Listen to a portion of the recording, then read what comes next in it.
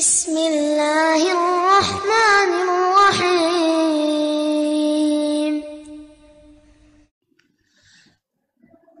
Coba baca Al-Quran, baca hadis. Apa alasan Abu Jahal menolak Nabi? Bang, apa alasannya? Allah mengatakan, wa idza qila lahum ittabi'u ma anzalallahu qalu bal nattabi'u ma alfayna alaihi aba'ana. Bila dikatakan pada mereka, ikutlah apa yang Allah turunkan, mereka jawab, kami akan ikut apa yang dilakukan oleh nenek-nenek moyang kami. Ada lagi yang ngomong, kalau kita di negeri Melayu ini, amaliyahnya sudah kita terima turun-temurun, seperti ini dan itu. Yang ada di masyarakat begini dan begitu, itu teruskan, itu keturunan nenek moyang kita, dan mereka orang Islam. Kalau ada ajaran yang nak merubah atau lain daripada itu, jangan diterima. Apa pasal? Tidak sesuai dengan budaya lokal, kearifan lokal. Nah, gimana bang? Lagi yang bilang bahwasanya kalau kita di Indonesia baru dikatakan ahlus sunnah wal jamaah, mesti bermazhab fikih Syafi'i, mesti berakidah Asy'ari, mesti bertasawuf Ghazali, Junaid al-Baghdadi. Terus nanti orang Malaysia bilang lagi yang lain, orang India bilang lain lagi. Berarti ahlus sunnah rupanya tidak seragam. Tidak seragam kan?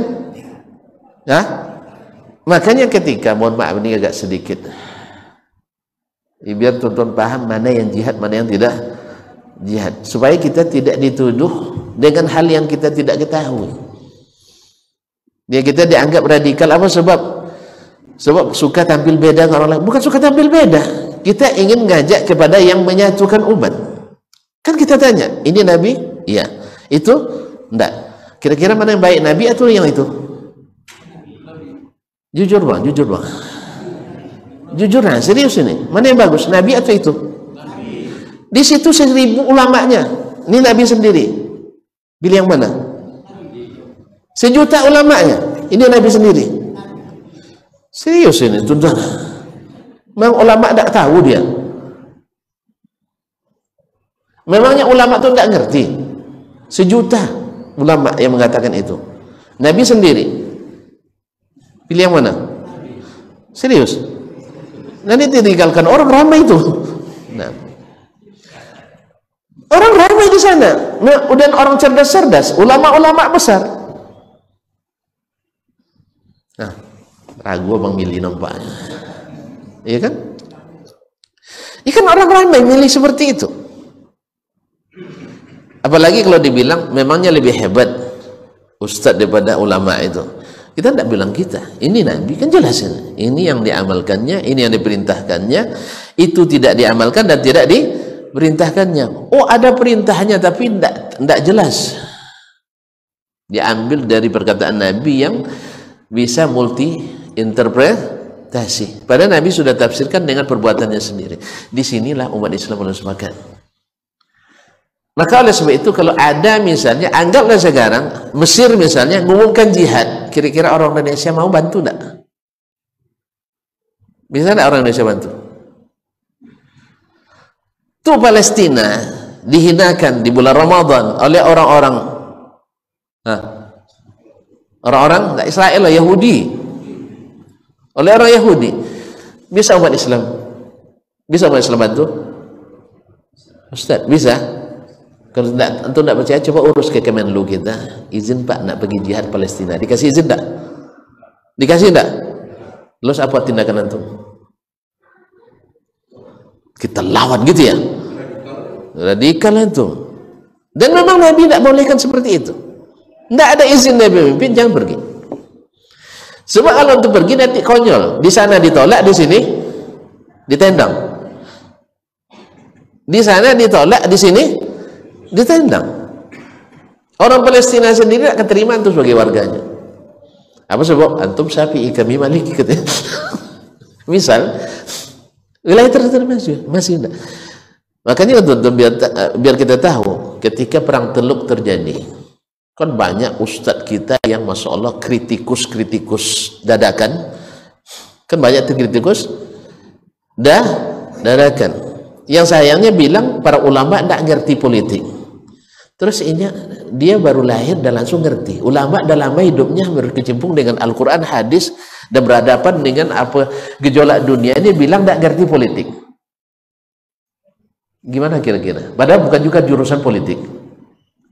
Banyak kita ustaz ini bilang, ulama Arab Saudi mana ngerti politik katanya. Terus antum tinggal di Mojali, kampung saya. Ya, biar yang lain tidak tersinggung, saya bilang kampungnya Morajale. Kalau ada Morajale nanti saya gampang minta maaf, tahu rumah maknya. Nah, tinggal Morajale, langsung ngerti politik. Padahal pegang cabak dulu ya. Tuh cabak, cangkul gitu. Tiba-tiba belajar sekian semester, bukan jurusan politik, tiba-tiba paham politik. Ulama yang itu bergabung dengan ulama internasional, seling di forum-forum internasional, bisa tidak ngerti politik? Masuk akal mau? Dasman tidak pernah keluar kecuali di lingkup Pekanbaru saja. Sedangkan mereka, orang-orang seluruh politikus dunia bertemu dengan mereka di OKI, Organisasi Konferensi Islam, di Rabita Alam Islami. Mereka anggota pendirinya, bukan anggota tetapnya lagi. Awak tidak pernah bergabung di situ lebih paham politik dari mereka? Jelas? Kan banyak sekali perkataan yang tidak beradab dari kita, mengatakan ulama diperalat oleh pemerintah. Ini pada dasarnya sudah keliru besar kita. Justru karena mereka ngerti politik lah, maka mereka bisa bersikap benar. Nah, ketika terjadi perang Teluk, tahun berapa perang Teluk? Nah, ya yang ahli politik, saya nanya. 91, jilid 1. Terus?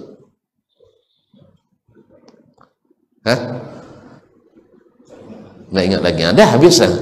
Sudah habis sampai di situ politiknya. Sebenarnya sebelumnya sudah terjadi. Dan setelahnya.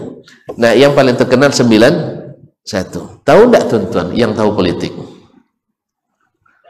Yang di belakangnya siapa?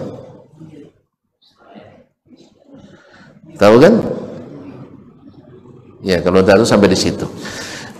Yang menghasut Saddam, kan sebelumnya ada perang Iran 1980 sampai 88. Tapi jangan dihubungkan dengan Densus 88, bukan. Nah, lain. Jadi tahun sampai tahun 88. Kalau antum hubungkan nanti cocok logi antum, ilmu cocok logi.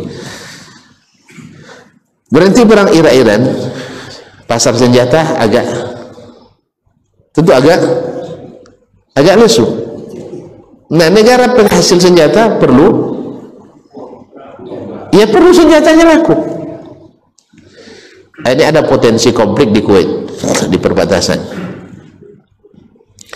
Saya cerita, saya tidak bicara tentang politik ini, saya bicara tentang real, bahwa umat Islam belum bisa saat ini untuk bersama.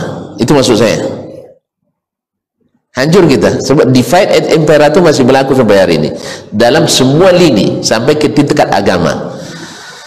Ketika terjadi perang Teluk, Irak, Saddam dihasut oleh George Bush untuk menyerang Kuwait karena ada konflik di situ, di perbatasan Irak dan Kuwait, dan itu kaya minyak. Tujuannya apa? Kita konflik terjadi karena Kuwait, tonton yang paham politik maksud saya, Kuwait ini rumahnya Arab Saudi, saudara kandungnya Arab Saudi. Sebab ketika dulu Arab Saudi pernah diserang oleh pasukan Turki Utsmani, mereka berlindung ke mana? Ke Kuwait. Justru serangan ke Riyadh yang menghasilkan Saudi jilid 2 itu berangkat dari Kuwait. Raja Abdul Aziz bin Abdul Rahman Al Saud rahimahullah. Utang budi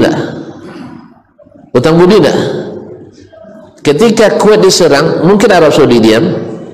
Tidak mungkin. Yang kedua, memang target utamanya Arab Saudi. Kuwait kan kecil cuma seprovinsi, tidak sampai ke sekabupaten sebenarnya. Kalau kitanya kabupaten 50 km, apa namanya, garis tengahnya apa namanya, diametrinya, garis tengahnya dari ujung ke ujung 50 km. Kalau Pekanbaru berapa kilo? Tidak ada juga yang tahu juga, katanya pandai politik dunia. Pekanbaru aja, hah? 12. Nah, dah bisa keluar jadi politikus dunia. Kaum muslimin muslimat dirahmati Allah. Dan memang rencananya untuk Arab Saudi dikuasai. Dan memang sudah ditembakkan rudal apa? Irak, rudal apa namanya? Hah?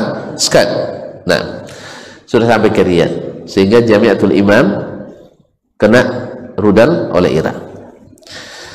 Masyaallah kiram, sebelum dan Amerika selalu mendesak Kuwait dan Arab Saudi untuk menerima bantuannya, bantuan militer. Dia ngasuk, dia menawarkan bantuan. Kalau kita saat itu, antum jadi raja di situ, gimana Bapak bersikap? Dua pilihan. Persenjataan Irak waktu itu lebih besar daripada persenjataan Arab Saudi, dan Irak terlatih perang lama dengan Iran. Dan supplier senjata utama Irak waktu itu adalah Amerika. Supplier senjata Iran adalah Uni Soviet, ya kan? Nah, ini akan dihadapi. Bagaimana sikapnya? Hadapi sendiri, sama dengan antum melawan Amerika dan Yahudi.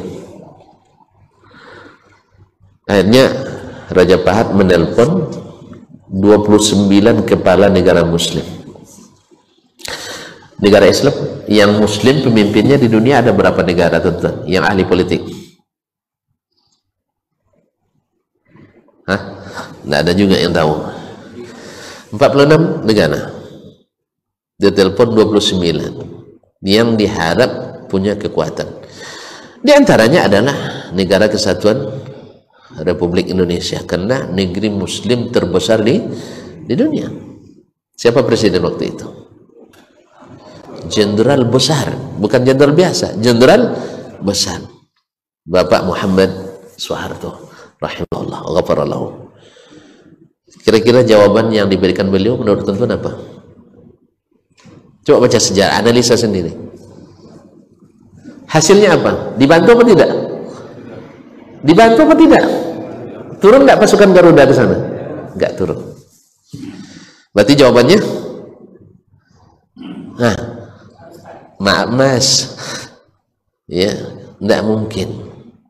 Karena dia kan orang politik dunia, kelas dunia juga beliau kan. Tahu bahwa di belakangnya ada paman Sam. Telepon Pakistan sama, Malaysia sama. Coba lagi, mana yang diandalkan lagi? Mesir, apalagi kami udah payah nak makan cuy gitu. Bangnya payah nak makan perang pula. Ini tergantung utang. Ini masalahnya utang. Tidak ada yang berani angkat ini. Akhirnya mau tidak mau baru masalah itu dibawa ke meja ulama. Pertama Raja Pahat nak selesaikan secara politis. Artinya cari pemimpin Islam dulu. Ada yang berani bantu? Tidak ada. Karena hasilnya ada negara Islam yang turun. Ada yang negara Islam yang turun bantu Arab Saudi? Tidak ada. Bantuan uangnya nggak ada, sendiri ini kelabakan. Kan sendiri kan, tidak ada yang bantu. Apapun senjata tidak bisa, logistik tidak bisa, personil tidak bisa. Sebab harus berhadapan dengan Sultan Sam. Nah, Ajobidina, ini Ajobidina. Kaum muslimin muslimat akhirnya